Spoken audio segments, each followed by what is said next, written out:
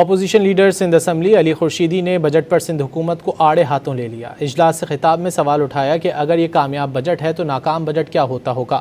خزانے خالی ہیں تو کوئی بات نہیں، لیکن حکومتی بصیرت خالی نہیں ہونی چاہیے۔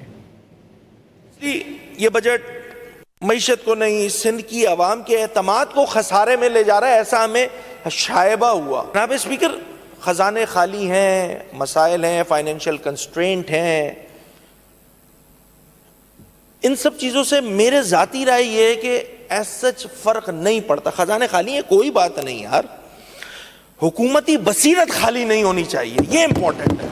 اگر حکومتی بصیرت خالی ہوتی ہے نا تو پھر یہ سارے پرابلمز جو کہ نہیں ہونے چاہیے تھے وہ بڑھ جاتے ہیں، وہ سامنے آ جاتے ہیں۔ تو ہمیں خاص طور پہ صوبہ سندھ میں یہ چیز نظر آتی ہے کہ حکومتی بصیرت جو ہے نا کہیں غائب ہوتی نظر آ رہی ہے، اس لیے ہمارا خدشہ بڑھ جاتا ہے۔ سندھ یا حکومتی وزراء یا جتنے ہمارے اراکین ہیں وہ یہ سمجھتے ہیں کہ بھائی یہ کامیاب بجٹ ہے۔